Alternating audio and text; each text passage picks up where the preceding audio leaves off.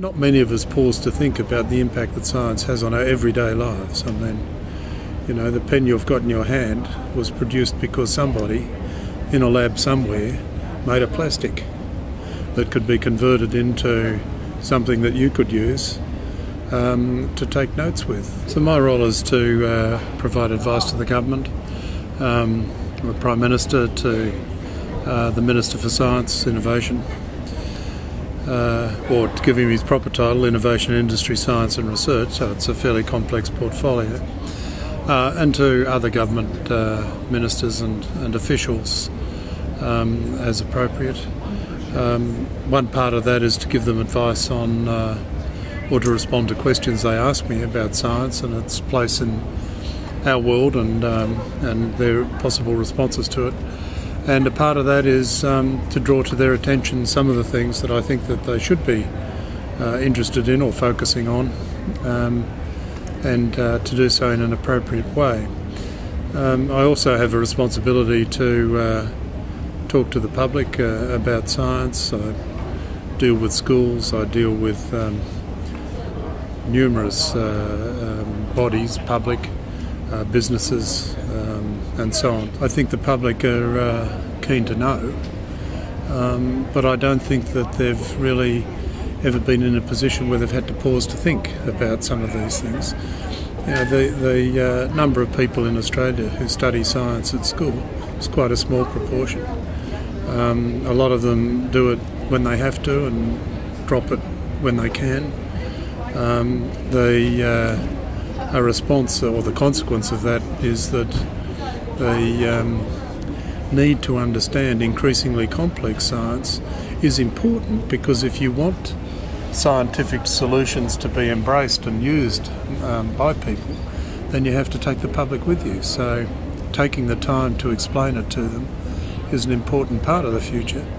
There's no doubt that science will be needed in the future, but you need the public to walk with you down that path. And so part of my job is to remind them when they get really technical and want real experts, for me to be able to bring in those real experts, because I can't be an expert on everything, and but it's important that they talk to experts. So it's a complicated role in that respect, but it's a complicated world we live in, and if we think it's simple and the solutions are easy, we're wrong. If we want to embrace the solutions to a complex world, then we've got to take the time to bring people with us. The big problems that confront humankind are not going to be solved by people lying back and wondering. They'll be solved by people, or some of the issues at least addressed by people who get to the underlying science and propose solutions based on that science. You don't have to be big to be successful, you've got to be good to be successful.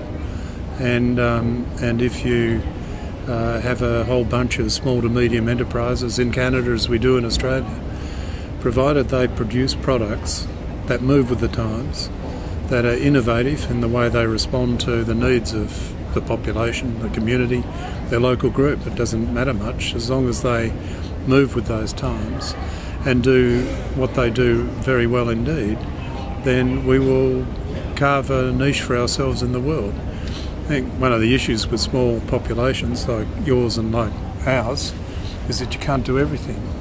So it is a question of choosing, it is a question of prioritising, it is a question though of making an unremitting commitment to doing exceedingly well what it is that you choose to do.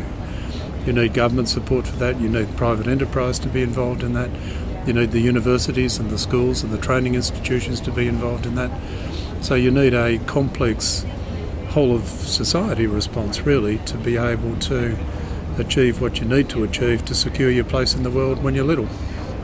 What I hope to get is some insights into how Canada is responding to some of the challenges that we share. I mean, we both have very good research sectors in our institutions and our universities. We both have very small populations. I mean, Australia is 0.3% of the world's population. I think Canada's a little bigger than that, but not a lot. And so a lot of these things that confront us in this complex world do require people to learn from each other across national boundaries. We can't do it all in Australia. You can't do it all in Canada. We can do more together than either alone. We can do more with third or fourth or fifth other country partners in whatever it is that we choose to do. So once we work out what we're going to do, we work out what's in our national interest to do, and what we finally resolve to do, we then do it more of it than we probably have in the past in partnership.